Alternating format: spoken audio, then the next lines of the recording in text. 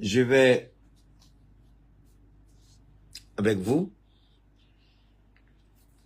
aux Congolais et aux Congolaises, d'abord, recevez mes sincères condoléances pour le Congo qui a perdu ses enfants, ses fils et ses filles, qui ne verront pas le Congo devenir certainement une nation prospère.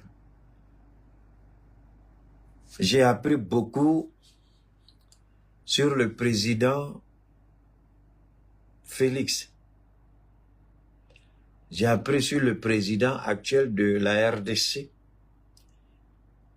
Hier et avant-hier, je vous ai parlé de ce président, mais grande fut ma surprise qu'aujourd'hui le monde entier reconnaît ce que je vous ai toujours dit. On a vu la ministre des Affaires étrangères du Congo qui allait ridiculiser. Elle pense qu'elle a parlé. Et ce qui m'a fait rire, ma soeur, tu parles français, c'est anglais, tu as parlé aux Nations Unies. Ça va changer quoi?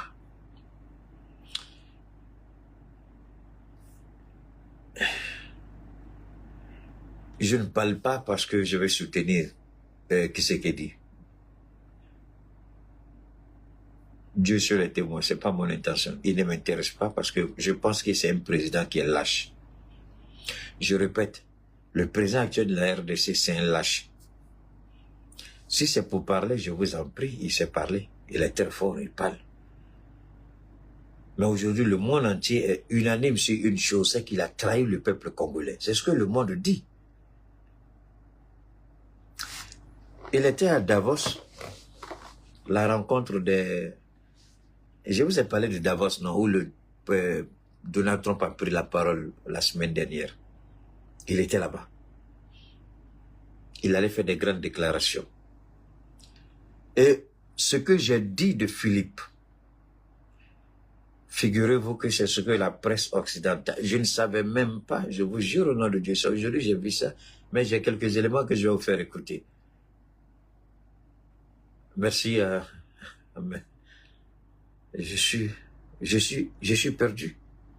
Ce que j'ai entendu m'a laissé sans parole, bouche bée, bouche fermée. On dit que c'est un président qui passe son temps à s'habiller et à voyager, à croire que le sort des Congolais n'est même pas son problème. Voilà ce que la presse impérialiste, pour une fois, soyons d'accord avec eux, même si on les combat.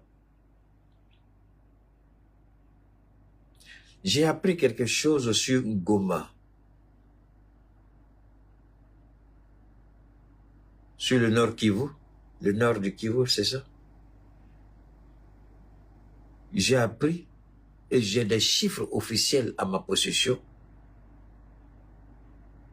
Si ce n'est pas malédiction, je souhaite que les Congolais viennent expliquer ça au monde, comment cela est possible. Si ce n'est pas la corruption, la gabegie, l'incompétence, l'insouciance, l'inconscience, l'inacceptable, l'intolérable, si ce n'est pas ça, il n'y a pas autre explication. Philippe, le fils de Tshisekedi, là, le président actuel de la RDC, est la déception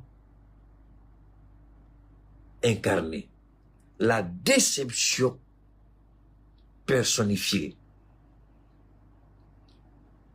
Il ne fait que parler, parler, aboyer, aboyer.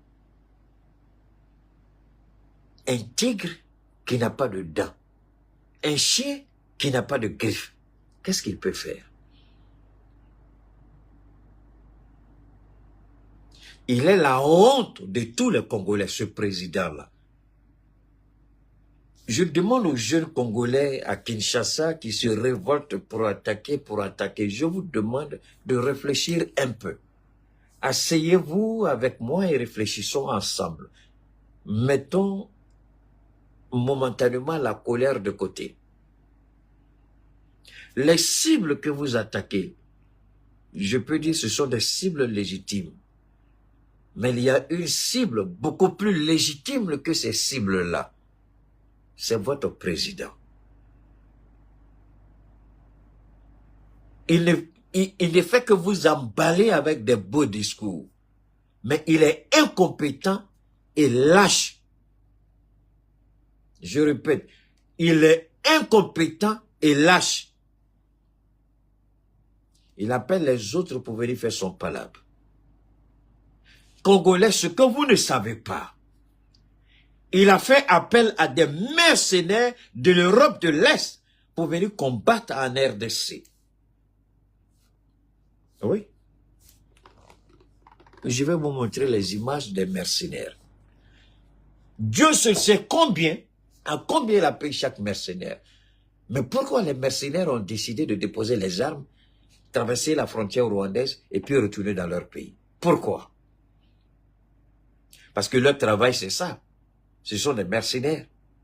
Mais pourquoi ils ont déposé les armes, les mercenaires là?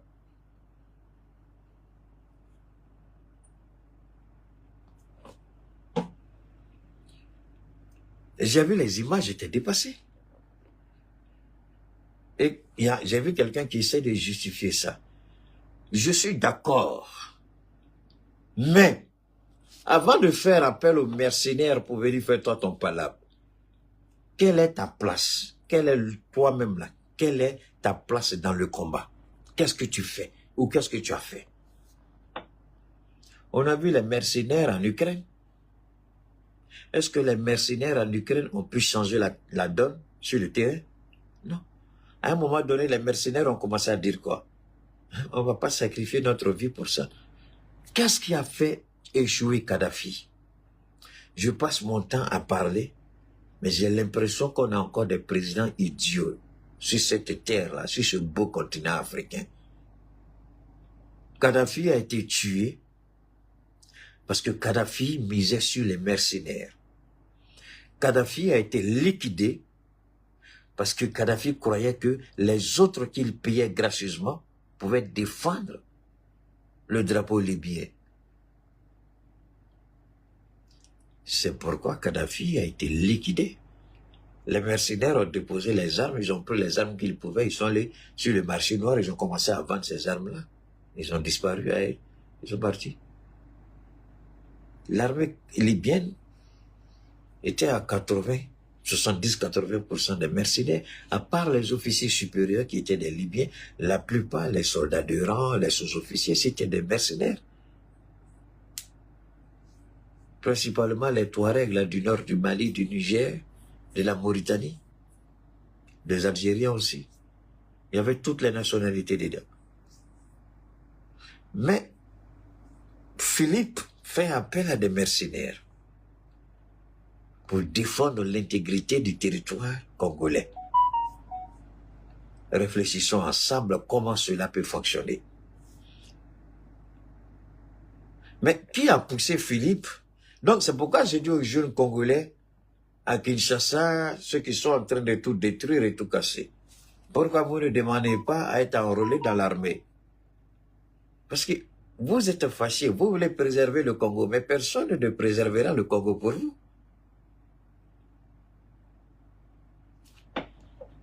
Donc, il faut faire attention. Les Congolais, faites beaucoup attention. Vous êtes énervés, les jeunes. On vous a vu faire les casses, on vous a vu faire les pillages, on vous a vu aller prendre ceci, cela, casser des magasins, des boutiques. C'est pas ça. C'est pas ça.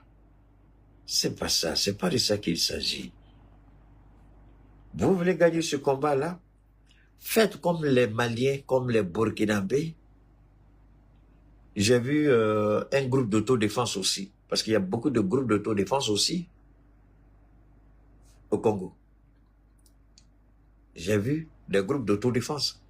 Donc, en moins de 24 heures, j'ai eu une tonne d'informations qui m'ont laissé vraiment en bouche bée. Je me suis posé la question, mais pourquoi Philippe, il fait ça? Et je suis resté là, sans savoir ce que je dois dire. Des mercenaires qui ont déposé les armes. Des mercenaires et des soldats congolais ont traversé la frontière pour se rendre. Mais attendez, je vais vous dire quelque chose. Je suis contre Paul Kagame, contre tout ce qu'il fait. Mais j'ai vu la frontière terrestre rwandaise, on a quand même un musulman à côté.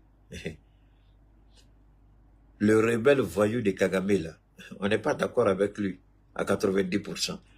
Mais acceptons 1% seulement là, acceptons de reconnaître que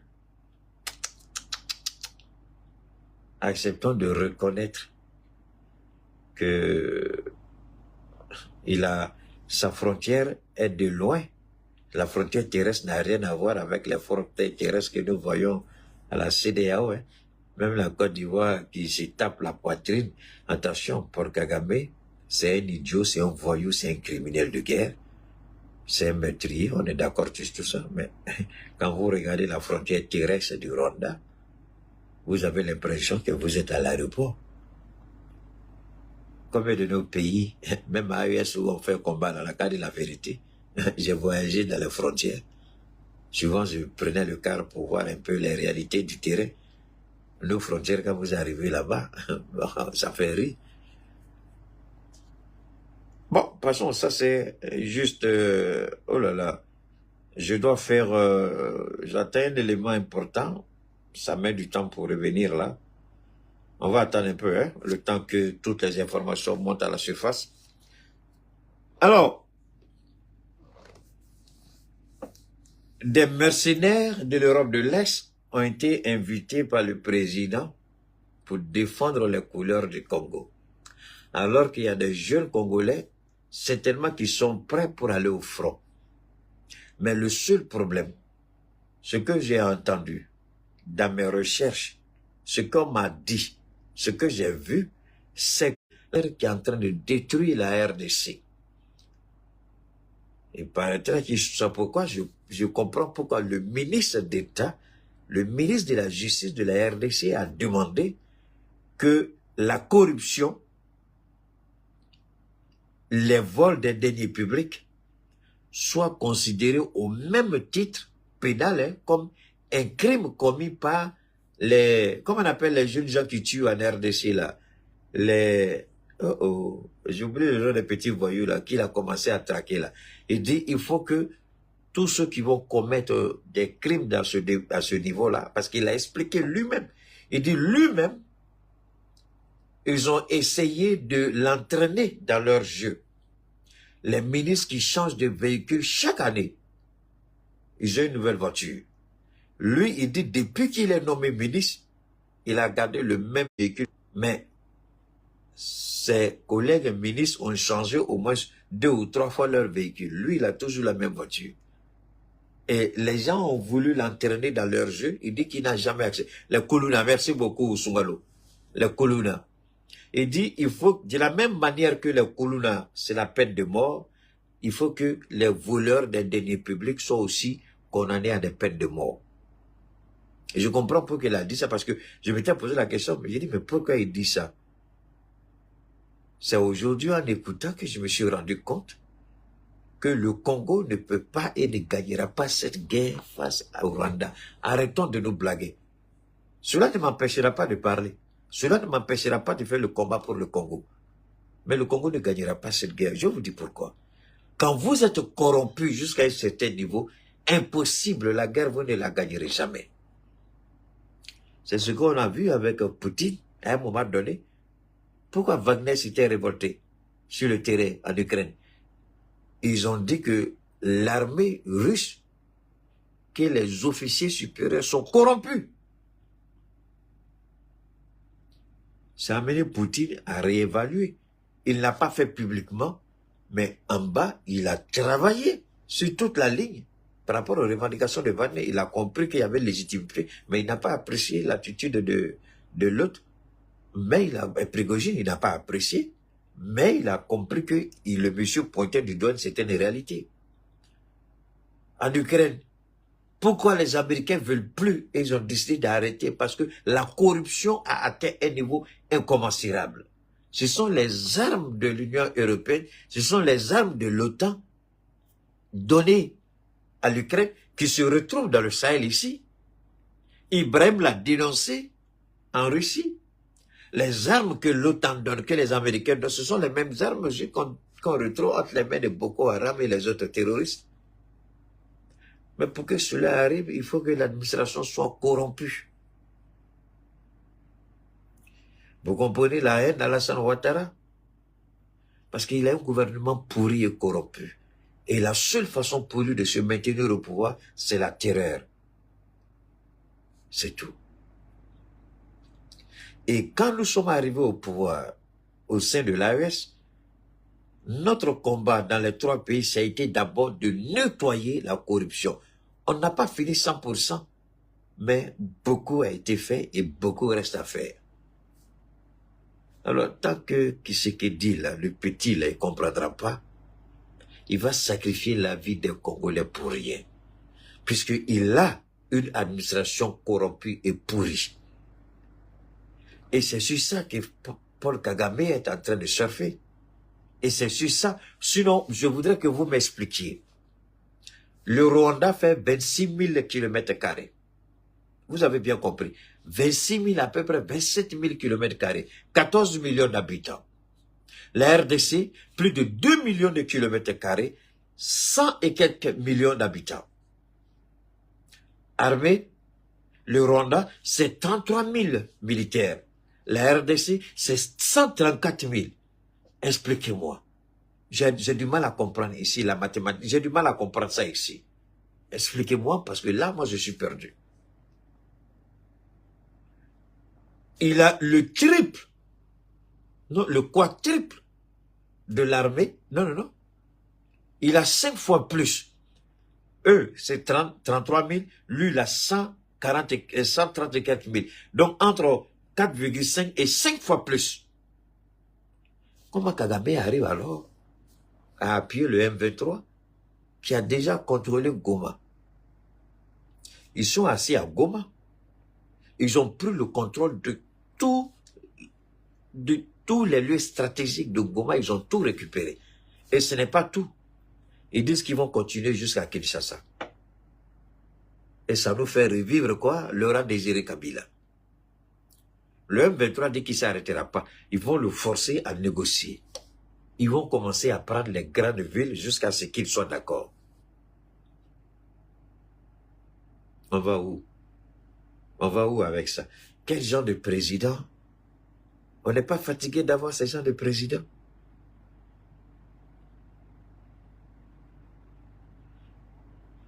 La question, tu sais, moi, ne venez pas me dire l'ancien président, je vous en prie, arrêtez de raconter des bêtises, avec tout le respect que je vous dois. Laissez Kabila dans son petit coin. Arrêtez ça, arrêtez ça.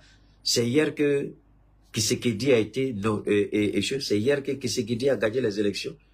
Voilà un président qui a fait 5 ans au pouvoir, et toi-même, quand tu dis ça, honnêtement, quand les gens vont lire ton commentaire là, est-ce que vraiment, il faut effacer ton commentaire, pardon. Ça fait honte. J'ai pas envie de dire ton nom, mais les gens vont regarder ça et vont t'insulter. Kabila là, ça fait quoi?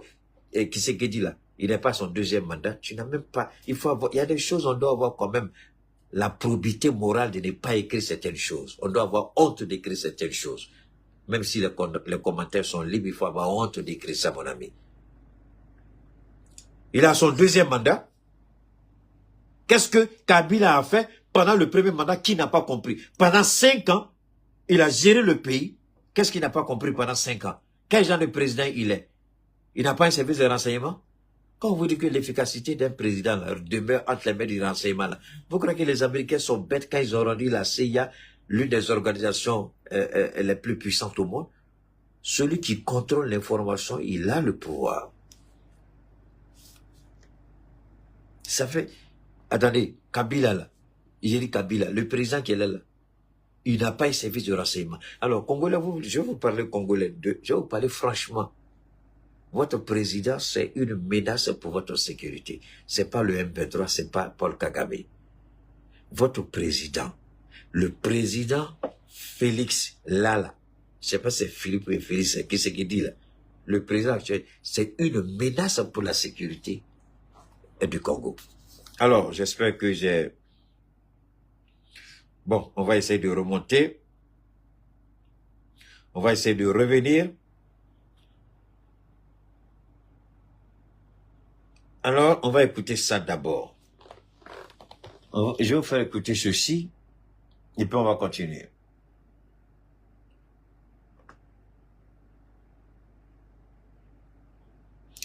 Parce que ça sert à rien.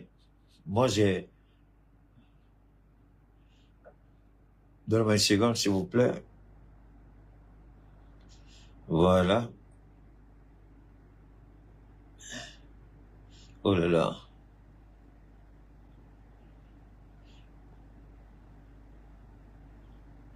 Donnez-moi une seconde, je suis en train de...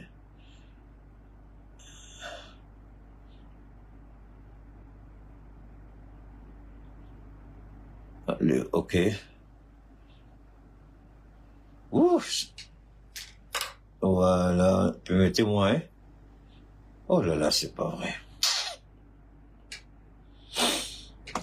Permettez-moi rapidement, on va revenir ici. Voilà. Donne-moi une seconde, hein. Je vais faire écouter quelque chose là qui est bon à savoir. Voilà. On va écouter ceci d'abord. On va écouter ça. Ce que vous avez entendu, ce qui se passe à l'est du Congo, ça peut paraître... Oh là là. Vous avez entendu ce qui se passe à l'est du Congo. Ça peut paraître loin, mais savez-vous que l'Europe y joue un rôle direct et mortifère. Okay, écoutez Alors bien. commençons par le début. À l'est du Congo, au Kivu, la frontière avec le Rwanda, la guerre a causé environ 6 millions de morts. Certains estiment d'ailleurs que la moitié de ces morts seraient des enfants, imaginez-vous. Alors aujourd'hui, on parle surtout du groupe dit rebelle du M23 qui déstabilise la région. Et en fait, avec l'aide du Rwanda, ce groupe occupe aujourd'hui une partie du territoire congolais. Et le rôle du régime rwandais est fondamental. Les Nations Unies ont constaté que le Rwanda ne livre pas seulement des armes ou de l'argent, mais a même des soldats sur place. Secrétaire général des Nations Unies, Antonio Guterres, a d'ailleurs appelé le régime rwandais de Kagame à cesser de soutenir les M23 et à se retirer du territoire de la République démocratique du Congo. Parce qu'il s'agit vraiment, en fait, d'une violation de la souveraineté du Congo et du droit international. Et que va chercher le régime rwandais en République démocratique du Congo? Voilà, écoutez. En fait, cette région est hyper riche en minerais. Ressources naturelles, notamment le cobalt et le coltan, ce sont des minerais essentiels pour les multinationales européennes qui servent entre autres pour les smartphones, les batteries. Mais écoutez très bien ce qu'il va dire ici. Si le renseignement congolais, dès le premier mandat de Tshisekedi, s'il n'a pas été briefé sur les richesses potentielles qui se trouvent dans le sous-sol congolais, c'est qu'il est le président le plus idiot, le plus bête au monde. Et que ce service de renseignement mérite d'être dissous. Quand vous prenez le pouvoir, vous nommez un nouveau directeur au niveau du renseignement, un homme de confiance, qui vous informe, qui vous donne toutes les informations dont vous avez besoin pour mieux gérer le pays. Je voudrais qu'on m'explique si le président a été briefé. Et d'ailleurs, est-ce qu'il avait besoin d'être briefé? Il a fait campagne. Il est le fils d'un opposant. Celui qui s'est opposé au maréchal Mobutu Sese Seko. Donc, il connaît les richesses du sous-sol congolais. Comment arriver au pouvoir? Tu as plus de 2 millions de kilomètres carrés, plus de 100 millions de personnes à gérer, face à un petit pays qui ne fait même pas 27 000 kilomètres carrés, qui n'a que 14 millions d'habitants et 33 000 soldats.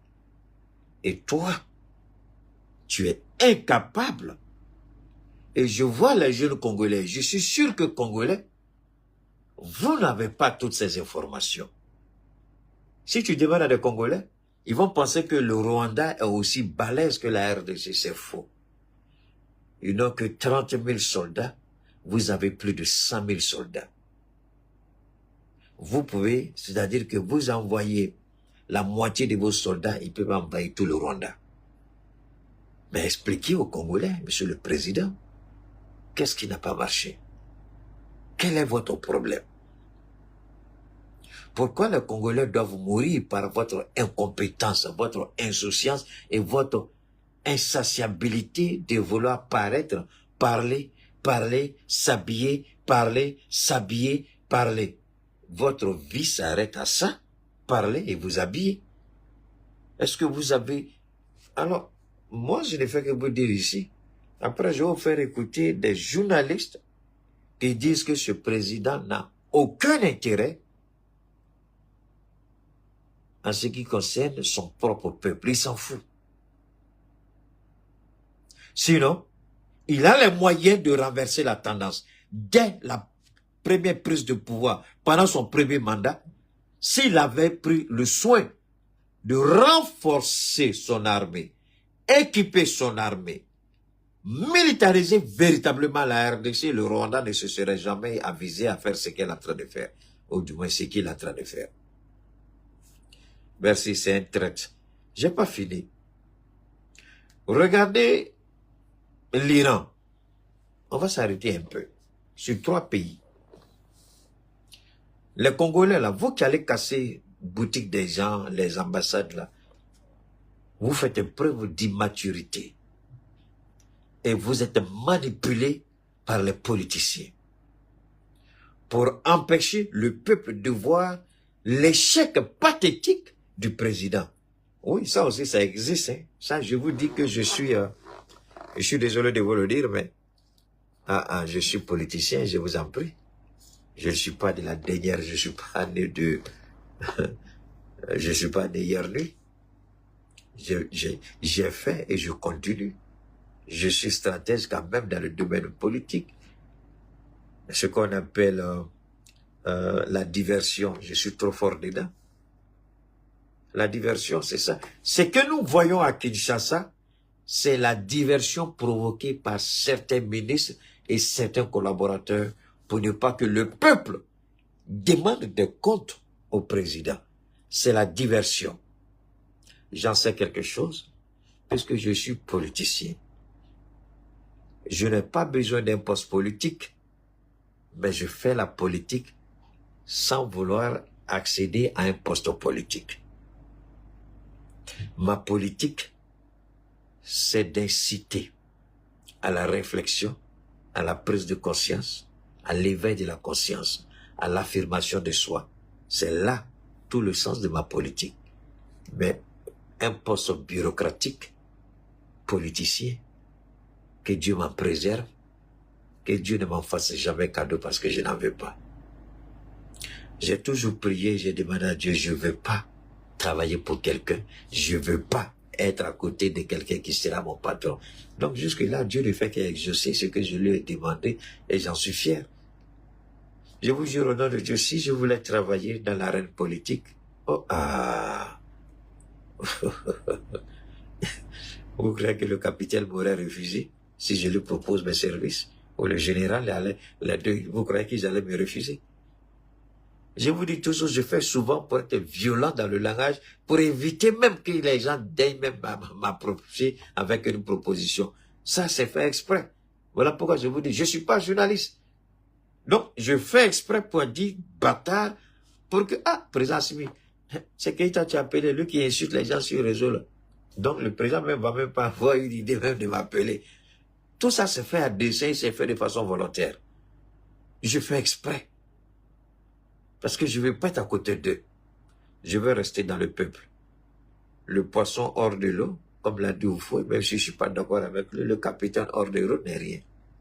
Il dit le poisson hors de l'eau n'est rien. Lui, là, le capitaine hors du peuple, il n'est rien. Ça, c'est Oufoué qui a dit, Keïta, il est comme ça. Il est le poisson. Hors de l'eau, il n'est rien. Hors du peuple, je ne suis rien. Donc, je veux rester au milieu du peuple et faire ma politique. Donc, revenons un peu en arrière. Pourquoi on ne fait que prendre des sanctions contre l'Iran? Les gens de Facebook, là, peut-être qu'on va arrêter les directs sur Facebook et puis on se concentrer désormais sur YouTube et puis je vais envoyer les liens sur Facebook parce que j'ai l'impression que les gens vous empêchent d'évoluer. Hein? On attend Facebook pour rien. Je vais arrêter momentanément sur Facebook et puis dès que je suis en direct, je lance le lien là-bas. Ou bien je vais activer mon application Prism, hein, pour que les gens de Facebook puissent regarder. Alors, je répète une dernière fois. Pourquoi l'Iran, ce sont les sanctions et jamais on veut attaquer l'Iran? Parce qu'on connaît la puissance de feu de l'Iran. Tout ce que les Américains peuvent faire, ce sont des sanctions, des sanctions, des sanctions et des sanctions. Gardez ça en esprit. Pourquoi le petit Kim Jong-un de la Corée du Nord, pourquoi on ne peut jamais l'attaquer, malgré ses multiples provocations? Parce qu'on sait qu'il a l'arme atomique et c'est un fou qui ne va pas hésiter à appuyer sur le bouton, donner des ordres. On sait aussi qu'il a une armée qui est prête à mourir pour lui. Pourquoi on ne peut pas s'amuser à attaquer la Russie ou l'Iran, ou la Chine, pardon? La seule façon qu'un pays soit à l'abri d'une agression militaire, c'est d'avoir une armée qui répond aux aspirations de ce pays. Une armée, quand on regarde de loin, on dit « hey, hey, hey, hey, hey, hey ». La France a battu en retraite face à l'AES. La CEDEAO et le voyou d'Alassane Ouattara, le minable de Macky Sall, l'idiot de Oumarou Embalo Sissoko, le drogué Tilibou, ils se sont retractés. Quand le capitaine et son grand frère, le colonel Assimi Goïta à l'époque, ont dit vous touchez au Niger, on tombe tous sur vous. Et ils savaient que les menaces n'étaient pas des menaces en l'air. Ils savaient qu'on avait les moyens militaires de notre politique. Voilà ce qui a préservé le Niger. Pourquoi l'idiot président congolais n'a pas compris que Paul Kagame était une menace depuis toujours? La seule façon de protéger le peuple congolais, c'était de prendre l'argent des Congolais et d'acheter des armes pour les Congolais. Est-ce que c'était trop demandé à Tshisekedi? Il ne l'a pas fait. Ah! Il porte des chaussures croco. On vous donne le prix, ça vous donne, ça fait tomber vos dents. Je peux faire des recherches sur le costume qu'il porte. Quand je vais vous donner les prix des costumes, vous allez tomber à la renverse. Pendant que le petit Congolais va dans les mines de coltan,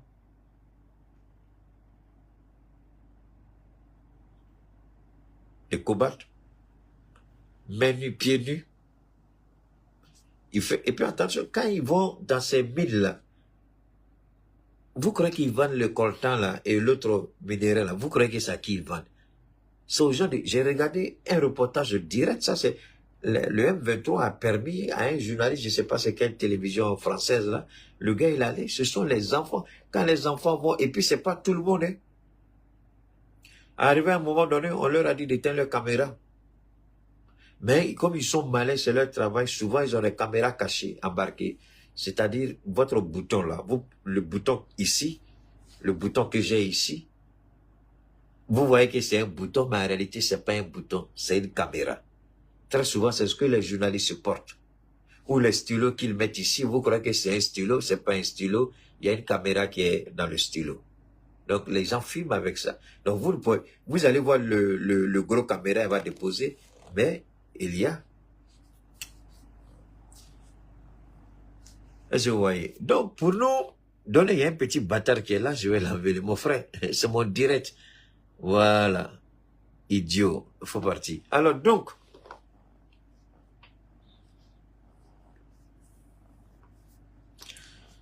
mon ami, tu vas me demander si je suis politicien. Tu veux me payer? Donne-moi, il y a des gens qui viennent ici. Tu me demandes ça pourquoi? Hein? Tu me demandes ça pourquoi? En quoi est-ce que cela va t'aider? C'est ce que je dis, que si ça ne t'intéresse pas, tu te déconnectes, c'est tout. Tu n'es pas obligé de m'écouter, mais les questions que je sois politicien, je sois. Il y a une école où on va pour devenir politicien. Tu connais une école pour ça? Hein? Les analphabètes politiciens qui sont partout là. Ils sont déjà allés à l'école. On t'a dit qu'on a besoin d'aller à l'école pour être politicien. Tu en as besoin d'avoir un diplôme pour être politicien. Aïe. Bon, je peux pas t'en vouloir. Comme tu viens de dire, tu viens d'arriver. Quand tu connais pas, tu arrives chez les gens, tu te tais et puis tu écoutes. C'est la meilleure façon d'apprendre. Alors, donc, je continue. Donc, pour attaquer un pays, vous jugez d'abord quelle est la puissance militaire qui est en face de moi. Est-ce que la puissance militaire qui est en face de moi peut m'empêcher ou peut me rendre néant? 13 pays de la CEDEAO, je ne sais pas si tous allaient intervenir, en plus d'une puissance occidentale, étaient prêts à attaquer le Niger. Nous ne disons pas que ça allait être facile ni pour nous ni pour eux, mais ils allaient trouver en face d'eux une véritable résistance. Et politiquement, quelles allaient être les retombées, les conséquences, les enjeux? Ils ont réfléchi à tout ça et puis se sont rétractés. Mais quand vous avez des voyous comme Alassane Ouattara, qui a la grande gueule, je le répète, mais qui vaut absolument rien parce que c'est un criminel, c'est un voyou, il a trahi tout le monde, c'est pas un homme d'honneur, c'est pas un homme de parole, parce que quand vous dites donnez-moi 5 ans, et puis vous venez mentir après pour dire circonstances atténuantes, le candidat, comme vous le savez, il est décidé, vous savez, j'ai pris combien d'années pour préparer Goncoulibali, il dit, on t'a dit que c'est une monarchie, c'est une république. Enfin, une soi-disant démocratie, c'est le peuple qui choisit, c'est pas une succession. Vous parlez si comme le représentant ou votre dauphin que vous présentez doit forcément gagner les élections. C'est le peuple qui décide. Peu importe que vous l'ayez préparé pendant 1000 ans, si le peuple n'est pas d'accord à lui accorder sa confiance, il ne sera pas président. Alors ça aussi, c'est compliqué pour les idiots moutons qui le suivent quand on parle et racontent leur vie de merde. Vous venez me provoquer ici, c'est mon direct. J'ai tout ce qu'il faut pour vous bannir et je vous bannis. C'est la force que j'ai. Malheureusement, vous ne pourrez jamais m'empêcher de parler. Moi, je vous chasse, vous ne parlez plus pendant mes interventions et moi, je continue à parler. Vous allez entendre que Keïta parle, peut-être vous allez vous cacher pour m'insulter sur l'écran de quelqu'un. Mais vous n'allez jamais être capable de m'empêcher de parler parce qu'il y a longtemps, je suis là. Hein? Vous êtes pathétique et pitoyable. Alors, vous voyez, l'AES a montré à Tshisekedi que la seule façon de se faire respecter, c'est de se prendre en charge. Premier élément. Deuxième élément, ce que Tshisekedi, peut-être qu'il le sait, mais il refuse de l'admettre. Quand il est venu au pouvoir, la France a dit quelque chose que je vais vous laisser écouter. Hein? Il y a un petit, je suis tombé sur sa vidéo. Je vais vous laisser, on va finir ça d'abord et puis on va finir avec ça. Entre autres pour les smartphones, les batteries, mais qui sont aussi utilisées dans l'industrie de la défense, dans la transition vers l'aéronautique. Et donc le Kivu contient 60% des réserves mondiales de coltan à lui tout seul. Imaginez-vous l'impact. Vous avez bien entendu, 60% des réserves mondiales de coltan. Un minerai rare et très cher d'ailleurs. Quelqu'un disait hier, le kilo fait 60 000 francs CFA. Waouh! 60%. Et le Congo est l'un des pays les plus pauvres au monde. Il n'est pas à son premier mandat. Il est à son deuxième mandat. Bientôt, il va partir. Est-ce que c'est une malédiction? C'est pourquoi hier, j'ai dit, l'Afrique, victime de sa richesse, victime de sa bénédiction, victime de ses réserves naturelles. Et Tshisekedi est la preuve vivante et palpable de la lâcheté des présidents africains. Il est à son deuxième mandat. Il a eu 5 ans. Je peux dire, son premier mandat, la première année devait être une année de grâce. Les 4 années à venir, il devait préparer, comme l'a dit tout à l'heure ma grande sœur, qui veut la paix prépare la guerre. Et c'est Tshisekedi a préparé cette paix-là. Écoutez, parce que beaucoup d'hommes n'ont pas une idée. Même moi, je n'avais pas une idée exacte de ce que le coltan représente. 60% des réserves dans le monde. Un seul pays, une seule région. Tout ce qu'on a demandé à Tshisekedi, protège cette région. Protège notre réserve. Protège l'avenir du Congo. Il a échoué. Tout ce qu'on lui a demandé, protège cette région. Si nécessaire, il faut la militariser. Il a échoué. Aujourd'hui, le Rwanda a accès à 100% de cette réserve et le Congo à 0% là-bas. C'est inacceptable. On va continuer d'écouter. Important stratégique de cette région. En d'autres mots, la guerre, les massacres, la déstabilisation à l'est du Congo arrangent bien ceux qui veulent voler les richesses naturelles à les matières premières du Congo. Et sans surprise, un groupe d'experts des Nations Unies a constaté qu'en 2023, le Rwanda a enregistré une hausse sans précédent de ses exportations de coltan, une augmentation de 50% par rapport à l'année précédente. Et chaque mois, par exemple, M23 fait passer en contrebande 150 tonnes de coltan, de la localité congolaise. Bathily, tu es là? Ok. Je voudrais ceux qui sont là sur... et faites-moi le calcul. 150 tonnes. Donc 150 tonnes. Une tonne, ça fait combien de kilos? Une tonne, ça fait combien de kilos? Non, dites-moi. C'est pas 1000? Une tonne, c'est 1000 kilos, non? Ok, si c'est 1000 kilos, d'accord? Maintenant, vous, 1000 kilos, c'est pas ça? 150. Donc, vous multipliez les 150 tonnes par 1000. Ce que vous allez trouver, vous multipliez ça par 60 000 francs CFA. Et vous allez voir ce que le M23 gagne quand il fait passer ça à Paul Kagame. Calculez, et puis vous allez voir le montant. Alors, est-ce que c'était compliqué pour la RDC de dire, on n'a pas les moyens dans notre caisse, les caisses de l'État sont vides, mais ce n'est pas tout. Moi, je vous parle du coltan. Je ne vous parle pas du cobalt, je ne vous parle pas de l'or, je ne vous parle pas du diamant. Parce qu'en réalité, le Congo-Kinshasa n'est pas trop connu par rapport au coltan ou au cobalt, mais surtout par rapport au diamant. Au diamant. Et Mobutu Sese Seko était connu, il avait cette canne. Et la canne, chaque fois qu'il voyageait, la canne, il y avait un trou dedans. On remplissait la canne de Mobutu Sese Seko de diamants. La canne qu'il marche et puis fait comme ça, c'était toujours chargé de diamants.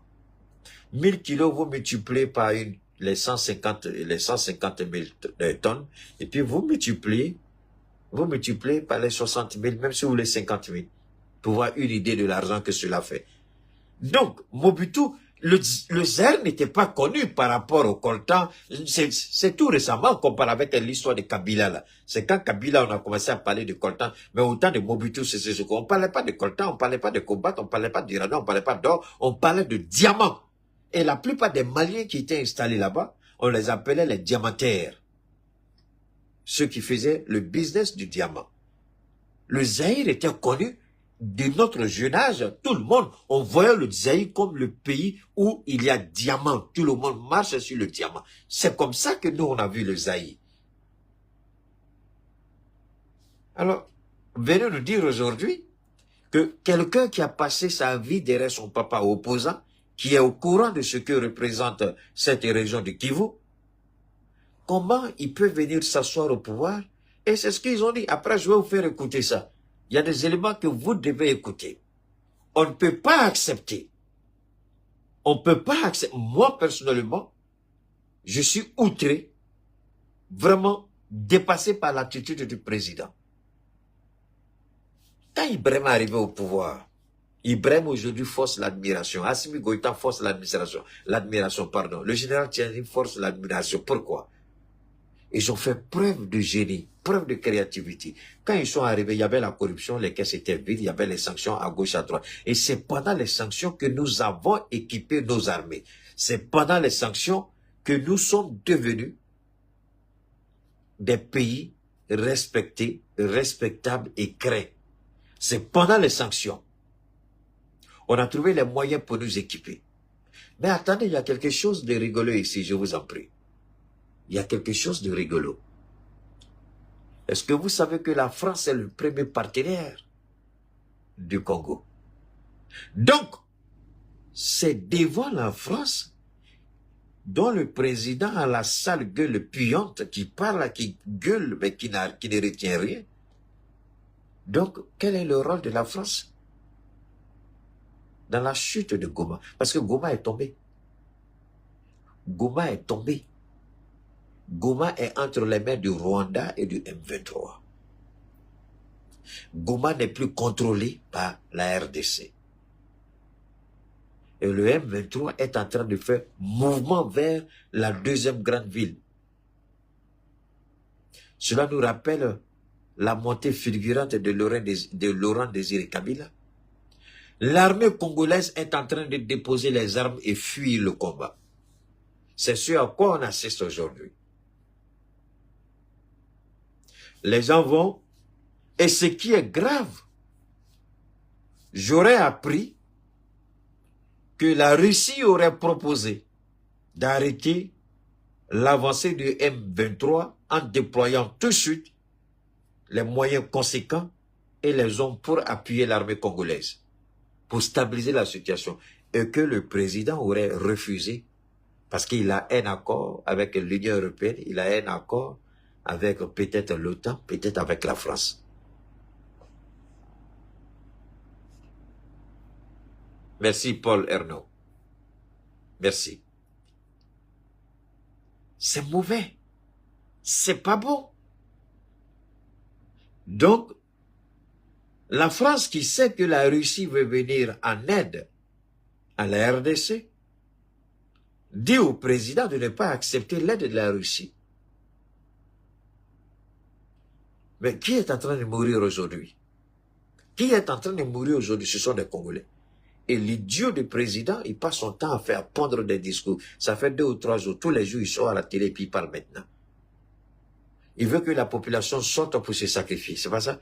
Pendant que lui, il allait s'habiller. Pendant qu'il mettait la belle vie. Pendant qu'il est par là, il est par là, il est par-ci, il est par là. Les chaussures les plus chères, les costumes les plus chers. Il a oublié d'équiper, de militariser, de révolutionner son armée. Le président Assimi Goïta l'a dit, le capitaine, le général. Ils disent 2025, on va amplifier encore l'acquisition de matériel. Et Assimi l'a dit. Mais Assimi n'est pas un politicien au même titre que ce gars-là. Lui, il est né dans la politique. Son père a toujours été opposant. Et son père est mort en exil. Son père a toujours été opposant. Et d'ailleurs, c'est un deal. Lui, là, les élections, véritablement, il n'avait pas gagné. Il y a eu un arrangement. On se rappelle de ce que Laurent Fabius, à l'époque, comme ministre des Affaires étrangères de la France, il a dit, faites un arrangement là-bas. Et ça fait mal au président, mais c'est vrai. Il n'avait pas gagné. Ils ont truqué les élections pour qu'il passe. Parce que lui, au pouvoir, le Rwanda continuera de piller le coltan de la RDC. Maintenant, il est pris au piège. Ce qu'il n'a pas pu faire pendant son premier mandat, est-ce que vous croyez qu'il pourra le faire pendant ce mandat-ci? Non. Parce qu'il est dans un piège. Tant qu'il ne va pas sortir de ce piège-là, peuple congolais, ce que moi je vous dis aujourd'hui, vous n'êtes pas obligé d'être d'accord avec moi. Mais si votre président-là ne dénonce pas les accords militaires avec la France, les accords de défense avec la France, s'il ne s'oriente pas vers d'autres partenaires stratégiques pour l'aider en équipement, en formation, le Congo va tomber, le M23 va prendre le pouvoir. Parce que les soldats, ils ont commencé à fuir. Et les gens sont en train de revivre dans leur tête le scénario de Laurent Désiré Kabila face à Mobutu Sese Seko. On a vu, Mobutu Sese Seko avait fait sortir la population de Kinshasa, dans les rues de Kinshasa. Les gens qui le soutenaient, les gens qui criaient, les gens qui étaient contents. Mais au fur et à mesure que Laurent Désiré Kabila et ses troupes avançaient, les soldats déposaient les armes et puis ils fuyaient. C'est quand il était à la porte de la capitale, on leur a dit, ah, il faut attendre, le président va partir, puis tu rentres. C'est là qu'ils ont négocié le départ de Mobutu Sese Seko. Il a fui. Tout le monde peut voir le départ de Mobutu Sese Seko. Comme on a vu, comme son cortège est allé en vitesse à l'aéroport. Et puis son avion, on l'a envoyé au Maroc. L'avion l'a déposé, l'avion est revenu. Comment il a perdu le pouvoir? Est-ce que c'est à cette triste fin que le président actuel veut... parce que les gens, ils avancent. Et la France ne va pas t'aider. La France n'a pas fini de gérer ses problèmes. La France ne fera rien pour toi. La France ne fera rien pour toi. Est-ce que c'est compliqué pour un président africain de prendre en compte les intérêts de son peuple, d'arrêter de trop parler avec la gueule qui pue la merde, rien que le mensonge qui sort du bout des lèvres, mais la réalité, le cœur ne le sent même pas ce qui est sur le bout des lèvres. C'est ce que Dieu dit. Vous êtes un faux peuple. Vous m'adorez, moi, Dieu sur le bout des lèvres, mais dans votre cœur, vous êtes corrompu. C'est ce que nous vivons avec nos politiciens. Ils parlent de souveraineté. Ils parlent d'aimer le pays sur le bout des lèvres, mais au fond du cœur, c'est pas ça. C'est ce que je vois avec ce faux président-là. Sinon, il y a longtemps qu'il aurait pris les dispositions. Il y a longtemps qu'il aurait équipé son armée. Il sait que l'appétit vient en mangeant. Il sait qui est Paul Kagame. Il sait ce que le M23 fait dans le Nord Kivu. Il était au courant de tout ça. C'est la raison pour laquelle les mercenaires, merci à toi ma soeur, c'est la raison pour laquelle les mercenaires sont partis. Ils sont arrivés, il n'y avait pas d'armes. De vieilles armes face au M23 qui est très bien équipé avec des armes lourdes. Pourquoi ils vont risquer leur vie? Ce qu'ils ont fait, ils ont déposé les vieilles armes du gars là et puis ils sont allés, ils ont traversé la frontière. On les a embarqués dans les bus, ils ont pris leur avion et puis ils sont rentrés dans leur pays. Ils n'ont même pas été interrogés, ils n'ont rien. On les a mis dans des bus climatisés et puis on les a conduits à l'aéroport. Voilà ce qui... Et ça fait honte qui ce qu'il dit. Le Mali n'a pas fait ça pour sa souveraineté. Le Niger ne l'a pas fait, le Burkina ne l'a pas fait. Pourquoi vous, les politiciens, le salaire 100 $, 100 $, ça fait quoi? 50 000 francs CFA, 55 000 francs CFA. Toi-même, la paire de chaussures que tu portes, c'est plus de 1 000 $. Et tu payes un soldat à 100 $. C'est-à-dire ta paire de chaussures, ça fait quoi? Ça fait 10 fois, c'est ça? Ta paire de chaussures fait 10 fois plus le salaire d'un militaire. Alors que lui, il donne sa vie pour la patrie. C'est pourquoi je dis aux jeunes Congolais, vous choisissez mal votre cible. Ce n'est pas les ambassades qui constituent une menace pour vous, mais c'est votre président qui n'est pas à la hauteur. C'est lui le véritable problème. De la localité congolaise de Rubaya, occupée par eux, vers le Rwanda. C'est un pillage sans équivalent. C'est vraiment incroyable. Et certains qui regardent la carte me demandent, mais Marc, comment est-ce possible qu'un pays relativement petit comme le Rwanda est capable de déstabiliser de manière si durable le Congo, qui est beaucoup plus grand? Le Congo, c'est presque 2 tiers de l'Europe, hein. C'est 4 fois la France, 80 fois le territoire de la Belgique. Mais c'est qu'évidemment, ce n'est pas que le Rwanda. Ce n'est pas qu'une question entre Congo et Rwanda. C'est que le Rwanda reçoit le soutien de l'Occident, des États-Unis, mais aussi de l'Europe. Chaque année, l'Union européenne offre par exemple des dizaines de millions d'aides à l'armée rwandaise. La Pologne a même promis toutes les armes, toutes les technologies militaires dont le régime aurait besoin. Et dans le cadre du programme Global Gateway, l'Europe a promis des investissements de 900 millions au Rwanda. Et cerise sur le gâteau, en février 2024, l'Union européenne a signé un protocole d'accord privilégié sur les matières premières avec le Rwanda. Et cela tandis que nous savons que le Rwanda va voler des matières premières au Congo. La Commission européenne, en fait, a été signé cet accord et a encouragé le Rwanda à piller, à intensifier le pillage des richesses congolaises. Regardez bien la chronologie.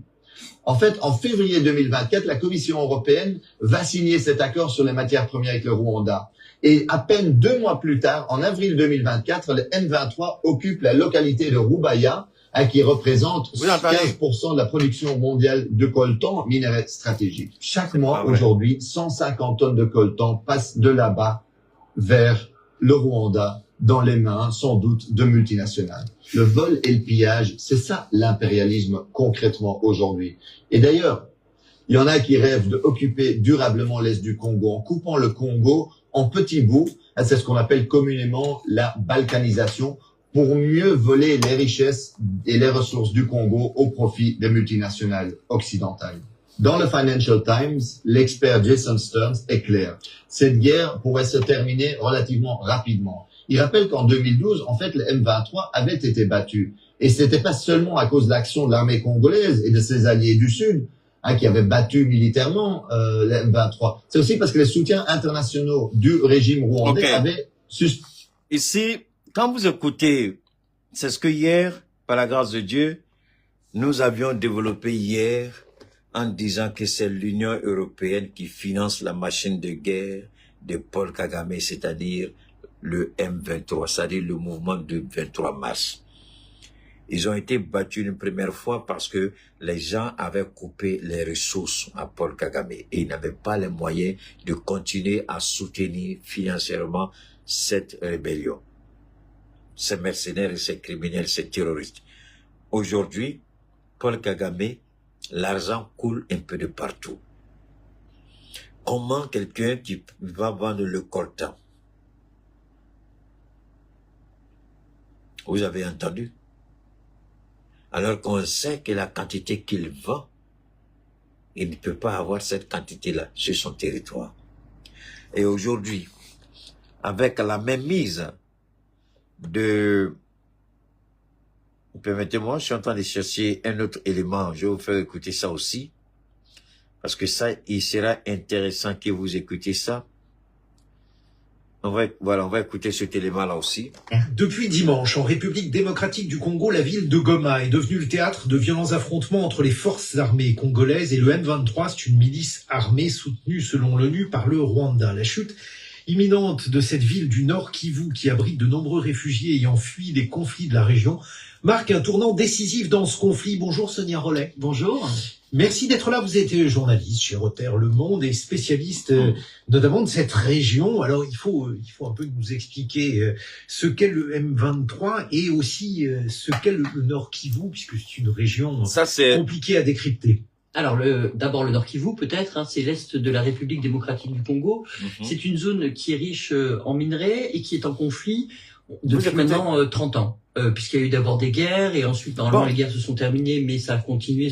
Cette guerre, ça a commencé depuis cette histoire de Laurent Désiré Kabila, qui avait besoin du soutien du Rwanda, qui avait besoin de l'Ouganda, qui avait besoin d'un certain nombre de pays aux alentours de la RDC pour renverser le pouvoir du maréchal Mobutu Sese Seko.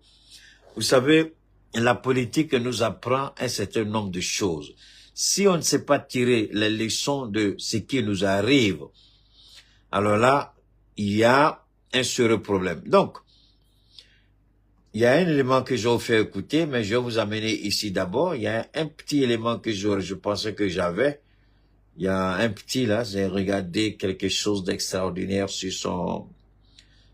Je vais voir, parce que c'est important pour moi. Permettez-moi une seconde, je vais voir si je peux vous faire écouter ça. Il y a... Ok. Je suis en train de... Ok. Je pense que on est presque arrivé. C'est pas vrai, c'est compliqué tout ça. Ouf. Donne-moi une seconde, je suis en train de chercher. Ok. On va écouter ça aussi. On va écouter ça. Je suis là aujourd'hui pour vous proposer un projet incroyable. Situé au cœur de Downtown, dans le quartier stratégique des Business Bay, À l'origine, en 2012, c'est un mouvement militaire de l'Est du Congo qui est le dernier avatar des nombreuses guérillas congolaises à dominante Tutsi, dont l'objectif est de défendre la communauté Tutsi de l'Est du Congo contre les attaques des anciens génocidaires Hutus des FDLR qui circulent au Congo et qui bénéficient d'une certaine complicité des autorités congolaises d'alors. Vous avez bien compris. Dès la naissance du M23 en 2012, ces commandants sont très proches de l'état-major des forces armées rwandaises, et c'est toujours le cas aujourd'hui avec le chef militaire du M23, le général Sultani Makenga. De 2013 à 2021, il y a une accalmie sur le terrain. Mais en 2021, le Congo se rapproche de l'Ouganda et signe avec ce pays un accord sécuritaire et économique. Pour le Rwanda, c'est alors un casus belli et le M23 repart en guerre. À la fin de l'année dernière, Paul Kagame fait savoir à Félix Tshisekedi qu'il veut bien calmer le jeu si le président congolais accepte de négocier directement avec le M23. Refus de Tshisekedi qui reste sur sa ligne. On ne discute pas avec des terroristes. Quelques jours après le retour au pouvoir de Donald Trump. Quand des idiots présidents répètent comme des perroquets la ligne politique de l'Occident, on ne discute pas avec les terroristes. Est-ce qu'ils sont bêtes ou bien ils sont idiots? Tous les présidents du monde discutent avec les terroristes. Mais, officiellement, le pays dit je ne discute pas avec les terroristes. Mais officieusement, les services de renseignement discutent avec les terroristes. Sinon, pourquoi les organisations terroristes gagnent autant d'argent dans les enlèvements, dans les prises d'otages? Hein? Mais toi, tu es un président, toi, tu es idiot. Je ne discute pas avec les terroristes. Toi, tu les qualifies de terroristes. D'accord. Mais tu n'as pas les moyens pour les combattre. Et puis tu dis, je ne discute pas. Attendez, quelqu'un qui est en face de toi, il peut te sonner. Tu dis, je ne discute pas, d'accord. On dit, bon, laissez-les se battre. Il va te mater, te briser, te prendre encore. Malgré que tu sois brisé encore, il n'est pas content. Il te reprend encore. Le morceau qui reste, il brise, il reprend encore. Chaque petite partie de ton corps, il va tout briser. Toi, tu dis, je ne discute pas avec un terroriste, un idiot comme ça. Toi, tu es américain. Quand l'Américain dit, je discute, ça, c'est la Maison Blanche. Ça, c'est le Pentagone. La CIA, le FBI, la NSA. Ils discutent avec les terroristes. Vous parlez bêtement sans savoir de quoi vous parlez.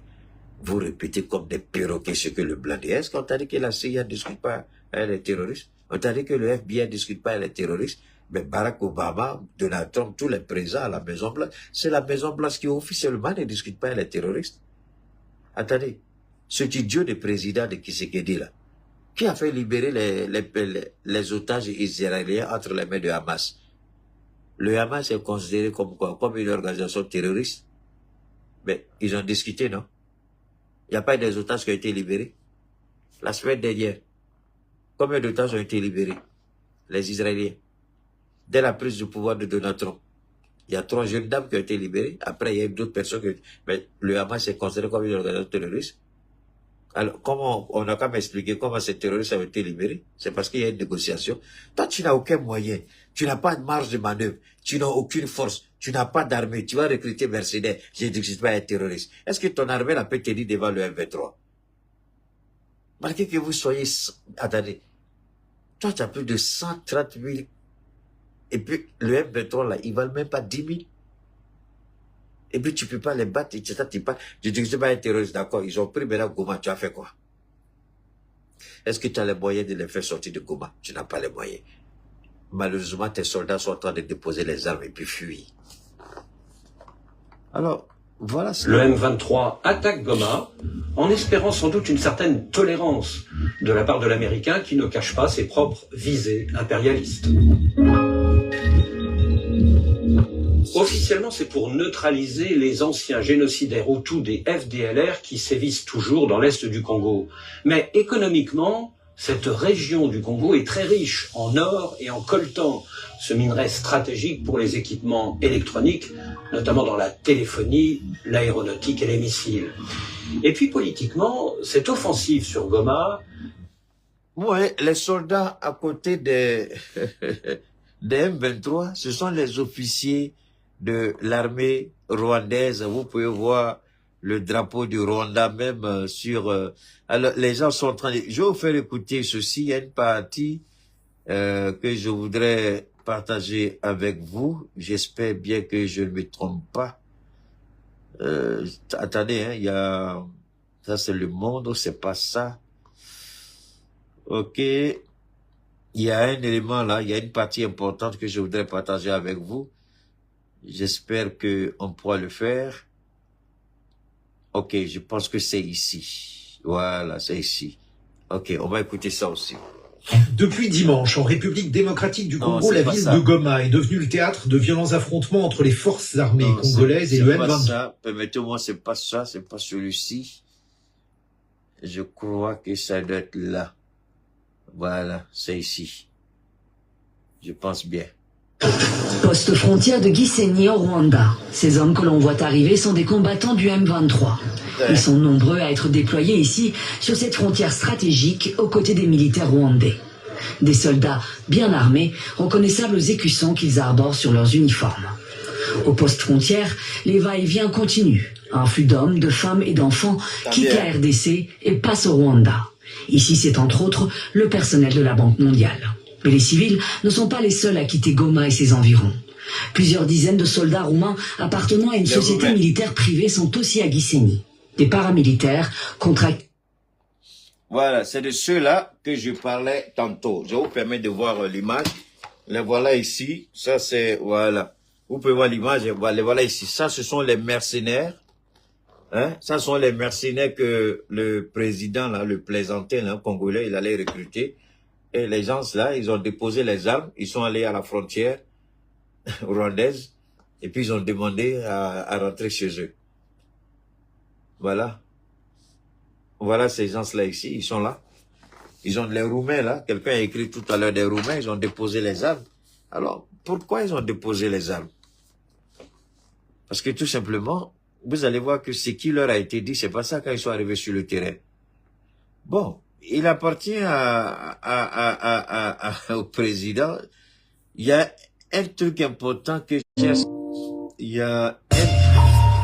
Non, c'est pas ça. Je pensais avoir récupéré un élément là, partagé avec vous. Malheureusement, je ne retrouve pas l'élément. C'est pas grave. Si je ne retrouve pas, c'est pas grave, on va laisser tomber. J'aurais bien voulu vous montrer ça. Il y a... Donne-moi une seconde, je vais voir si je peux retrouver l'élément. Si je ne retrouve pas, comme je le dis tout à l'heure, c'est pas un souci, on va laisser tomber. On va laisser tomber. Si, au cas où je ne retrouve pas, c'est pas... Je vais voir ici, si c'est... Je vais vérifier d'abord, hein. Je vais vérifier d'abord. Et puis ensuite, je vous fais écouter.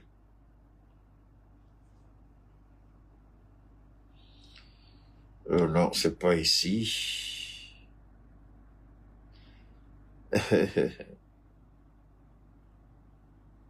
Bon, je pense que l'élément, on dirait que j'ai perdu l'élément, c'est pas grave.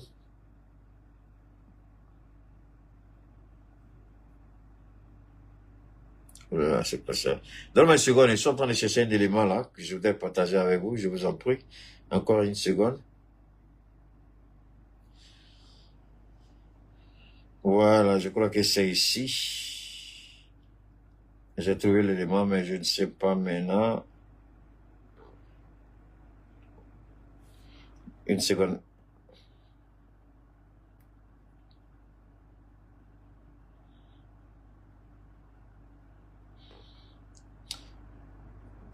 Une seconde, les gars.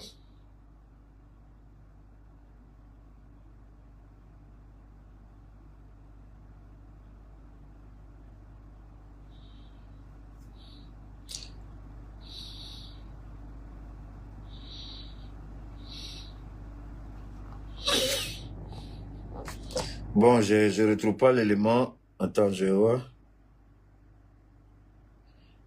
Ok, c'est pas grave, les gars. On va aller comme ça, c'est pas un problème.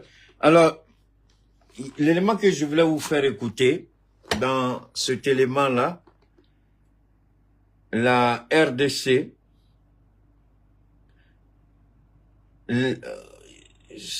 Oh là là. Pourtant, l'élément là, j'avais tellement bien choisi pour vous. C'est un élément qui était... Ouf, merde. L'élément est tellement bon. Bon, c'est pas grave. Et ça fait partie des, des erreurs du... Souvent, les petits calculs qu'on fait, on passe à côté. Alors, c'est pas un souci, c'est pas grave. Ce qu'il faut retenir ici,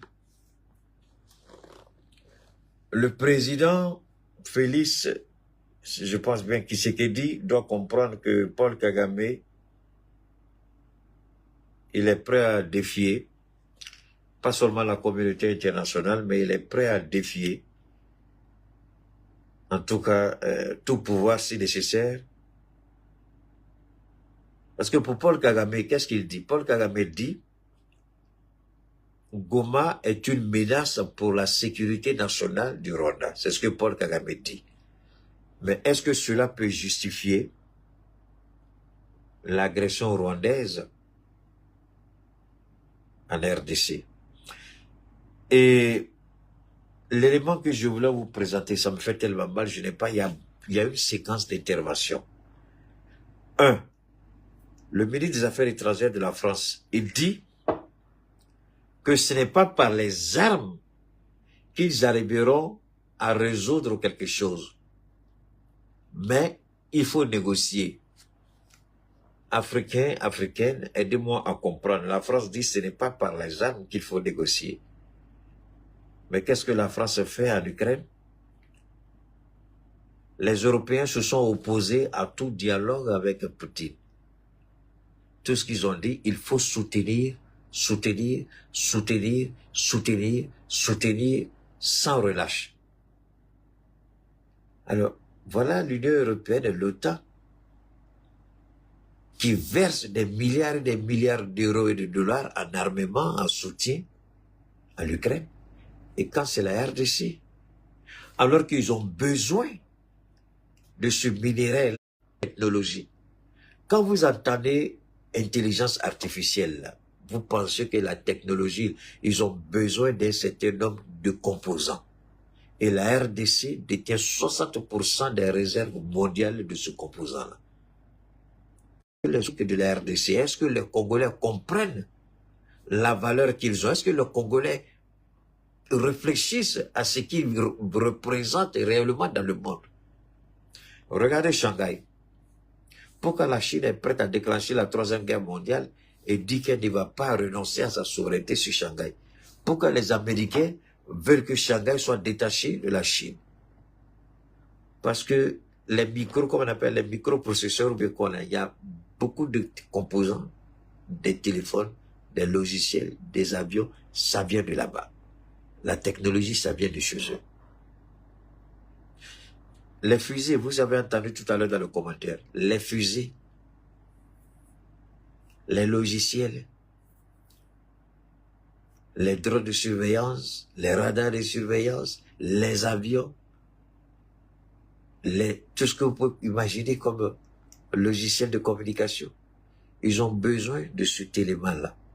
Et les Congolais ont ça en quantité industrielle sous leurs pieds. Ils marchent dessus. Et aucun président à la date d'aujourd'hui n'a été capable de dire attention. Voilà une zone qu'il faut militariser. Je vais vous amener à un autre niveau de la compréhension de l'échec de certains présidents et de la honte que nous devons avoir en tant qu'Africains. Vous avez entendu parler de l'Antarctique, là où il n'y a que la glace.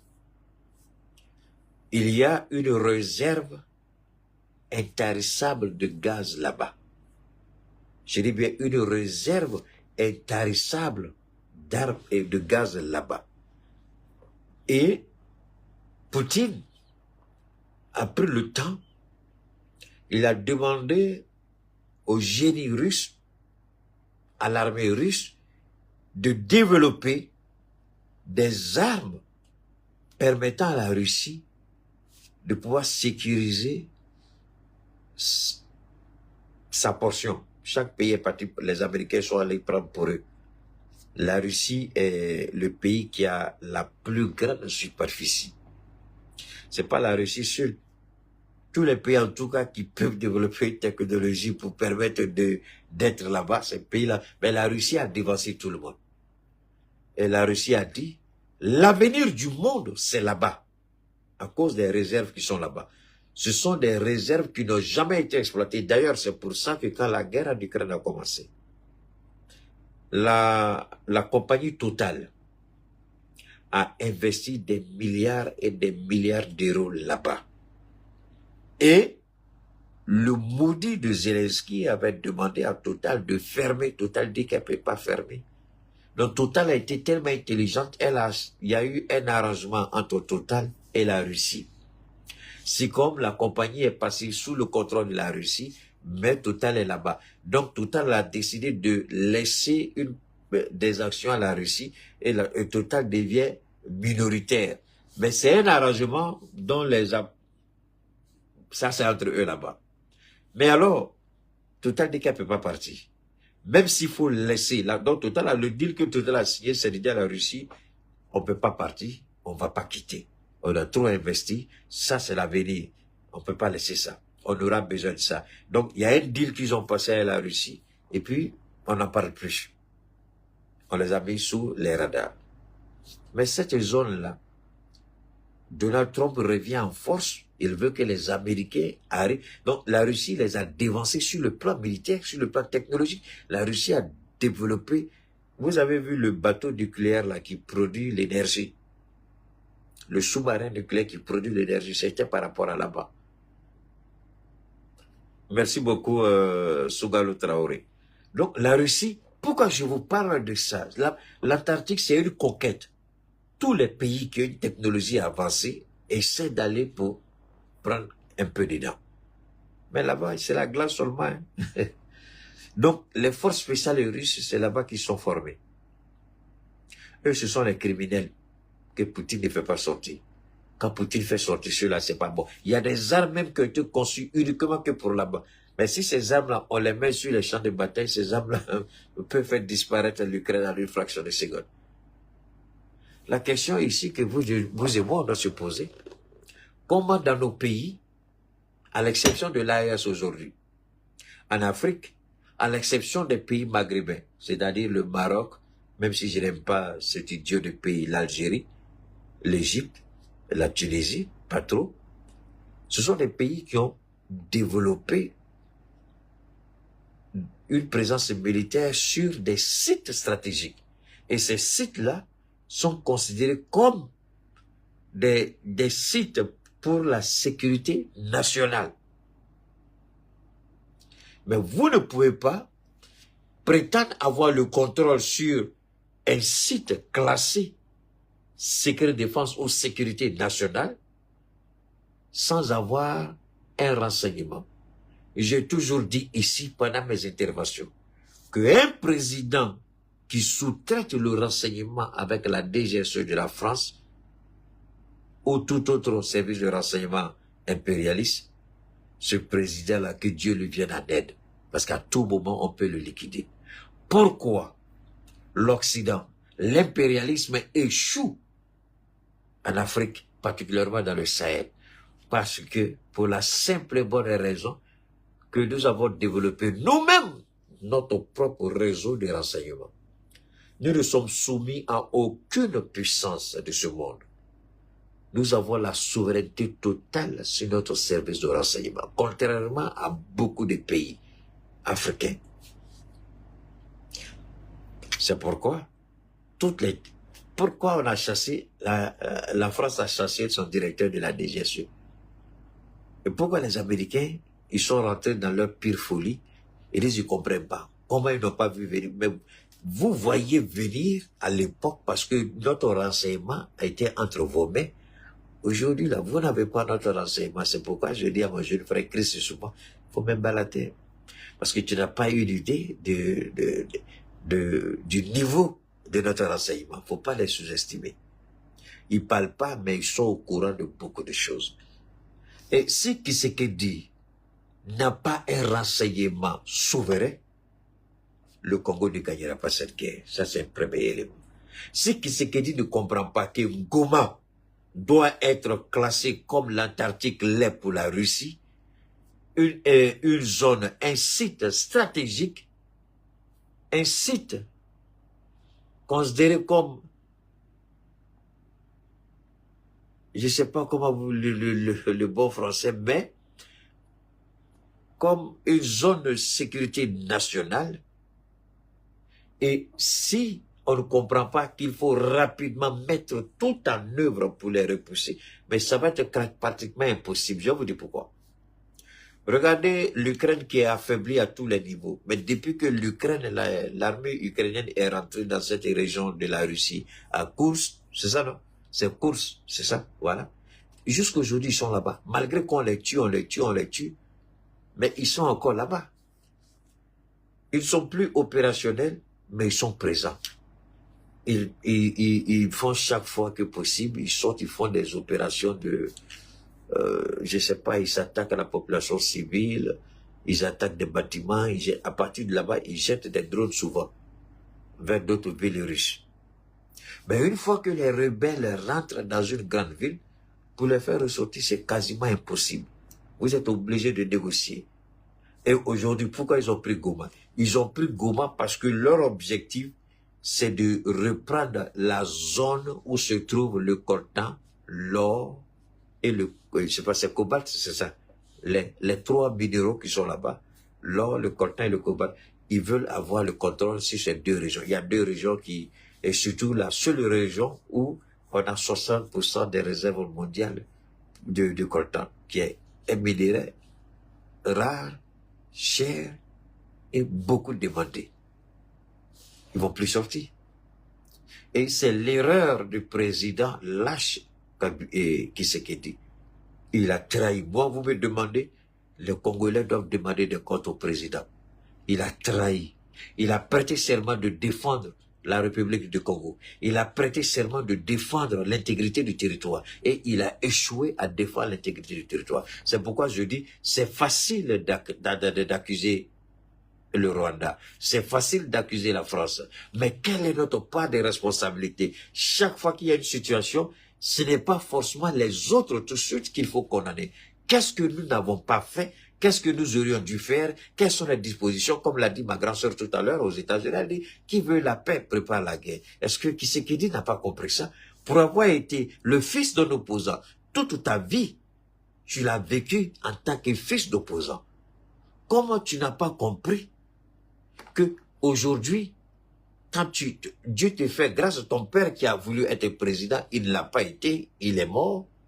Toi, on te donne la présidence sur un plateau d'or comme un bébé gâté. Tu n'as jamais souffert dans ta vie pour comprendre ce que c'est que les difficultés de la vie. Mais voilà, aujourd'hui, le pays est confronté à la situation. Qu'est-ce que tu fais? Qu'est-ce que tu aurais dû faire? Moi, je pense que c'est facile chaque fois de dire communauté internationale. Mondiale, communauté internationale. Arrêtez les bêtises congolais. Arrêtez. Votre président est le véritable problème. Ce n'est pas Paul Kagame. Ce n'est pas le M23. Parce que s'il avait pris les décisions, le M23 ne serait jamais rentré à Goma. Le M23 n'allait jamais prendre le contrôle de Goma. Aujourd'hui, ils ont le contrôle de Goma. Comment une population... Vous avez une superficie de plus de 2 millions. Attendez, ça me fait tellement mal. Je vais aller regarder sur... Donne-moi une seconde là. Je vais mettre ça. Je vais voir sur le... Je vais voir sur mon grand écran là, si c'est allumé. Je prends le nom du média rapidement et puis on va rentrer pour voir. Parce que je veux vraiment que vous écoutiez ça. Et pourtant, je sais pas pourquoi attendez. Ah, attends. Ça doit être ici. Attends, on dirait que je me suis trompé. Ça doit être ici. Je comprends maintenant.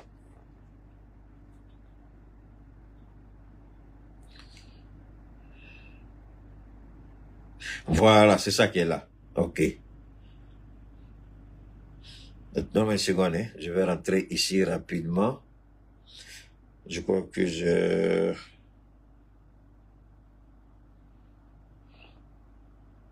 Non, attendez, j'ai envoyé ça où? Donne-moi une seconde, hein. J'ai envoyé quelque chose.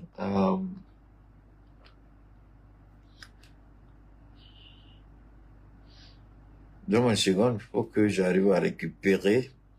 Il y a un élément que j'ai envoyé, c'est ça qui m'intéresse, quoi. Non, je crois que je dois retrouver ça ici. Si je m'abuse, ça doit être là.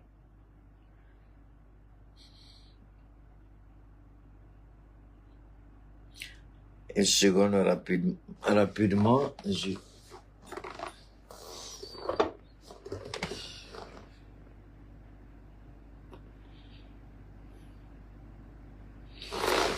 Une seconde, hein. On va écouter ça, j'arrive tout de suite. On va rapidement écouter ça.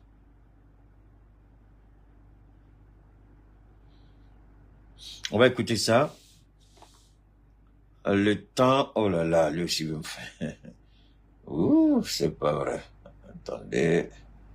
Ok, on va écouter ça. Poste frontière de Gisenyi au Rwanda. Ces hommes que l'on voit arriver sont des combattants du M23. Ils sont nombreux à être déployés ici, sur cette frontière stratégique, aux côtés des militaires rwandais. Des soldats bien armés, reconnaissables aux écussons qu'ils arborent sur leurs uniformes. Au poste frontière, les va-et-vient continuent. Un flux d'hommes, de femmes et d'enfants quitte la RDC et passe au Rwanda. Ici, c'est entre autres le personnel de la Banque mondiale. Mais les civils ne sont pas les seuls à quitter Goma et ses environs. Plusieurs dizaines de soldats roumains appartenant à une société militaire privée sont aussi à Gisenyi. Des paramilitaires contractés par Kinshasa en appui de l'armée congolaise. À quelques kilomètres de là, à Goma, règne un calme précaire. Le sort de la ville semble scellé ce mercredi. Les combattants du M23, soutenus par l'armée rwandaise, en occupent désormais la quasi-totalité. C'était un peu menaçant avec les coups de poing qu'on entendait, on a fait un peu peur. On nous a coupé la connexion, donc on est coupé du monde. C'est un peu ça qu'on réclame, qu'on remet le courant et la connexion. Mais surtout, à part ça, ça va. L'aéroport est tombé, le siège du gouvernement provincial a été pris et nombre de soldats congolais ont fui. Dans certains quartiers, on assiste à des scènes de pillage. Vous écoutez, non? Vous écoutez? C'est dans ce contexte particulier. Écoutez encore. Congolaise. À quelques kilomètres de là, à Goma, règne un calme précaire. Le sort de la ville semble scellé ce mercredi. Les combattants du M23, soutenus par l'armée rwandaise, en occupent désormais la quasi-totalité. C'était un peu menaçant avec les coups de poing qu'on entendait, on a fait un peu peur. On nous a coupé la connexion, donc on est coupé du monde. C'est un peu ça qu'on réclame, qu'on remet le courant et la connexion. Mais surtout, à part ça, ça va. L'aéroport est tombé, le siège du gouvernement provincial a été pris et nombre de soldats congolais ont fui. L'aéroport est tombé, c'est fini. Le siège du gouvernement provincial capturé et beaucoup de soldats congolais ont fui. Cela ne vous rappelle pas Laurent Désiré Kabila? C'est ça le véritable problème. Alors, ça veut dire que Goma appartient désormais au M23. C'est fini. Il est tombé, le président. Il aurait pu peut-être, je le répète, hein, il aurait pu peut-être éviter.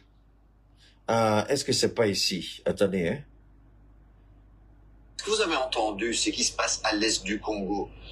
Ça peut paraître loin, mais savez-vous que l'Europe y joue un rôle direct? Ouais, ça c'est pas ça. Il y a l'élément là. Franchement, si j'arrive à vous faire l'écouter, ce serait extraordinaire parce qu'il y a des choses dans l'élément quand vous écoutez, ça vous laisse sans voix. Alors vous avez bien entendu, les soldats ont fui. Si les soldats fuient Goma, maintenant qu'est-ce que les gens disent? La prochaine cible, c'est la deuxième ville la plus importante après Goma. Ils vont pas s'arrêter à Goma. Ils veulent progresser et ils veulent aller vers Kinshasa. Et en se dirigeant, si une deuxième ville ou une deuxième région tombe, lui qui dit ce sont des rebelles, lui qui dit que ce sont des terroristes, il sera obligé de discuter avec eux. C'est lui qui dit qu'il a un missile qu'il a orienté vers Kigali. Seul un enfant parle comme ça. Le président congolais est encore un bébé. Le président congolais, il n'a pas mesuré la gravité de la situation quand il tenait certains propos. Le président congolais, soit il a été manipulé par les anciens vautours du régime, soit il est incapable à gérer le Congo, soit il décide de laisser, je dis bien, soit il décide de laisser Paul Kagame faire ce qu'il veut pour épargner des vies humaines. Il a le choix. Ils ont déjà pris Goma, ils sont en train de... Maintenant, ils vont asseoir, ils vont mettre des éléments en Goma, ils vont sécuriser Goma, et puis ils vont maintenant... Maintenant, c'est l'armée rwandaise qui va venir s'installer à Goma. Je vous ai fait passer un élément où on parle de balkanisation. Quand ils vont venir, le scénario de la Russie risque de se produire. La Crimée. Pour faire pousser le Rwanda hors de Goma, ça va être compliqué. Parce qu'il va dire cela dépend de la sécurité nationale. Il va poser la question aux Européens. Est-ce que vous ne soutenez pas l'Ukraine face à l'agression russe? Pourquoi la Russie a agressé l'Ukraine? Parce que la Russie a estimé que l'Ukraine devenait une menace pour sa sécurité nationale. Il dit, c'est pas la même chose que j'ai fait ici.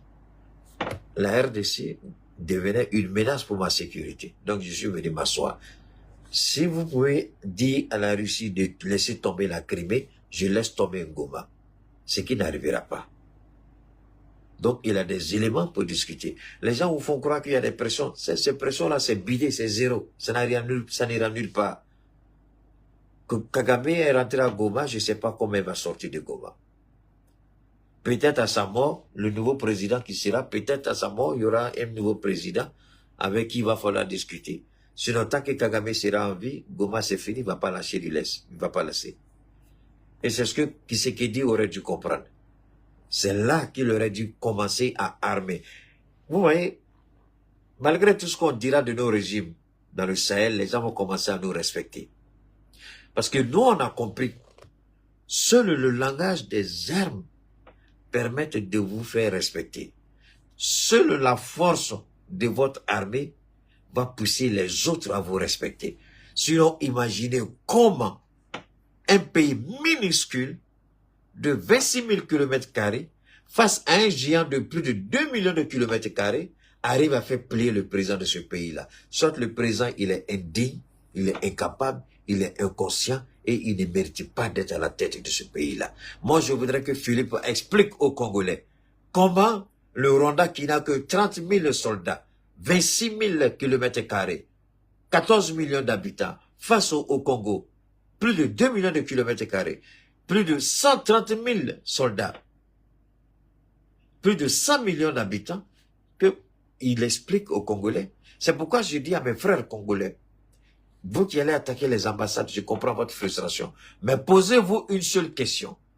Qu'est-ce que le président aurait dû faire et il n'a pas fait? Comment et pourquoi Goma est tombé? Tshisekedi doit des explications au peuple congolais.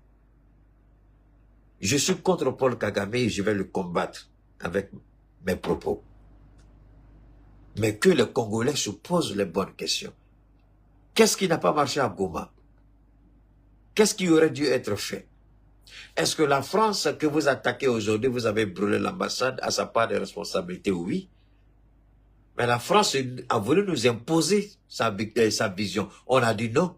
La France a imposé. Ce que la France et la Banque mondiale et le FMI, ce qu'ils ont fait au Mali avec Alpha Oumar Konaré, quand ce dernier a accédé au pouvoir, avec cette histoire de démocratie maladive, moribonde, stupide, une démocratie de malédiction, c'est de dire flamme de la paix. C'est d'empêcher le Mali d'avoir une armée digne de ce nom. Pendant ce temps, la France préparait le terrain pour les terroristes rebelles appelés Azawad. Je pense que les Congolais, mettez la colère de côté et posez-vous les bonnes questions. Pourquoi il n'a pas été à la hauteur? Est-ce qu'il ne savait pas? C'est pas quelque chose qui est arrivé comme ça. Ils étaient toujours là. Quand il a pris le pouvoir, le M23 était là. Qu'est-ce qu'il a pris comme disposition? Quand nous on venait au pouvoir, au Mali d'abord, ces maudits Azawadiens étaient là, avec leurs complices terroristes. On les a expulsés de Kidal et on les a chassés de Tizawaten. Aujourd'hui, ils sont en train de errer partout, comme des sans-abri. Voilà le rôle d'un président. Merci à Assimi Goïta. Merci au capitaine. Les terroristes ont fait pleuvoir aujourd'hui, nous on fait pleuvoir aujourd'hui l'enfer sur les terroristes. Ils n'ont pas un endroit où se cacher. Ils ont même peur de faire des réunions aujourd'hui. Parce qu'ils se disent qu'on a des drones qui sont là. Chaque fois qu'il y a un attroupement, il y a un missile qui tombe. Aujourd'hui, ils ne peuvent même plus se réunir. Ils sont désarticulés. On a cassé l'ossature, on a brisé la colonne vertébrale des terroristes dans le Sahel. Et ça, l'Algérie maléfique et satanique ne peut pas reconnaître ça. Qu'est-ce qui a été compliqué que tu n'as pas compris? Qu'est-ce qui est difficile que tu n'as pas compris? Est-ce qu'il y a honte à envoyer ton ministre de la Défense auprès du président Goïta, parler avec lui, savoir comment nous on est arrivé à ce niveau? Si tu dis qu'ils sont terroristes, alors tu peux venir vers nous pour nous poser des questions, pour nous demander comment nous arrivons à combattre le terrorisme. Et tu t'assois. C'est toi qui es en train de voyager. Tu es le plus grand voyageur de tous les présidents de tous les temps. Tu es le plus grand sapeur de tous les présidents de tous les temps. Pendant ce temps, ton peuple meurt et végète. Tu es la honte du Congo. Tu es la déception du Congo. Tu ne mérites même pas de faire une minute à la tête du Congo. Peuple du Congo, vous avez manifesté votre colère, vous avez brûlé des ambassades, on vous a compris. Je vous en prie, demandez des comptes à votre président. Posez-lui la question de savoir qu'est-ce qui n'a pas marché, qu'est-ce qui aurait dû être fait qui n'a pas été fait. Il va vous parler, il va vous répondre. Alors, j'ai été heureux de partager cet instant avec vous par rapport à la RDC, en espérant que nous allons suivre au quotidien. Nous allons suivre jour après jour. Si je retrouve l'élément dans mes prochaines interventions, je vous ferai écouter l'élément, il n'y a pas de souci. Je ne saurais partir sans vous parler des bienfaits de mes produits, les produits TTP. Beaucoup de gens aujourd'hui appellent beaucoup de questions, beaucoup d'interrogations. On a déclaré que j'ai l'hépatite. C'est le dernier message que j'ai lu avant de rentrer en ligne. Il y a ce monsieur-là qui dit que les médecins ont dit qu'il ne peut pas guérir de l'hépatite. D'ailleurs, il n'est pas le seul. Pratiquement ce qu'on dit de l'hépatite, vous ne pouvez pas guérir de l'hépatite. Mais alhamdulillah, les produits que j'ai à ma possession, la combinaison dont j'ai le secret, que certainement je vais passer à Gaussou. Le secret que j'ai, le seul que j'ai, je ne crois pas qu'il y ait deux personnes. Et les gens, je vais vous raconter une petite chose. Beaucoup de personnes qui soignent ont peur de dire certaines choses. Les gens disent comment j'ai le courage de dire telle ou telle chose. Je dis, je ne mens pas. Les preuves existent. Les faits sont là. Les résultats sont là. Il y a des médecins qui peuvent attester de ce que je dis, puisque je demande à mes patients, après le traitement, de retourner voir leur médecin et de refaire les examens pour confirmer qu'effectivement, il y a la guérison qui est là. Moi, je ne vous déclare pas guéri, je le dis toujours dans mes interventions. Donc, l'hépatite en un mot, tout type d'hépatite, chez Keïta, c'est faux. J'ai une combinaison qui vous guérit complètement de ce que vous avez comme hépatite. L'anémie, l'hypertension, tous les types d'hypertension, tous les types de diabète. Keïta ne stabilise pas le diabète. Keïta vous guérit définitivement du diabète.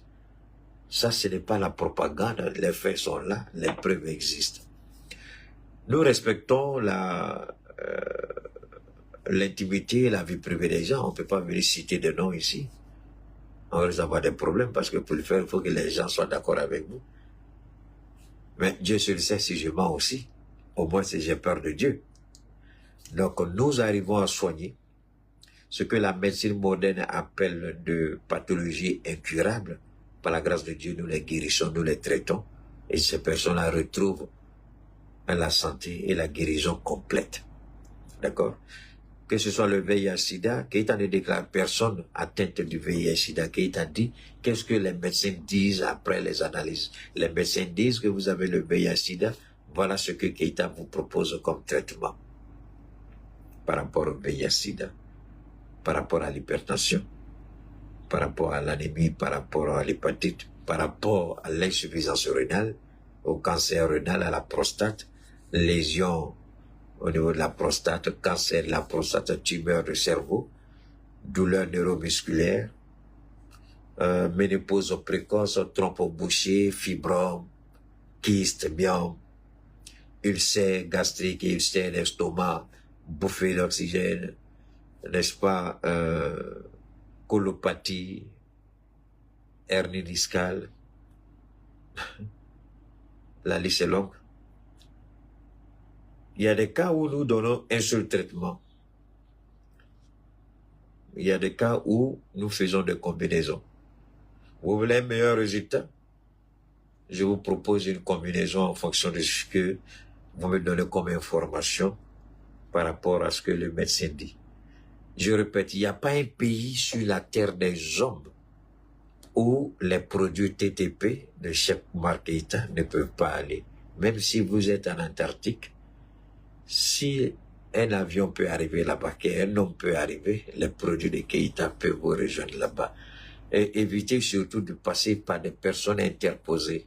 Les intermédiaires ne peuvent pas dire exactement, surtout que pour moi, ce qui est fondamental, c'est de me dire exactement ce que les examens ou les analyses ont révélé et l'interprétation de votre médecin. Vous êtes le seul à vivre la maladie dans la chair, la douleur. Donc vous êtes mieux placé qu'un parent en Afrique. Très souvent, vous donnez le numéro de Keïta à vos parents.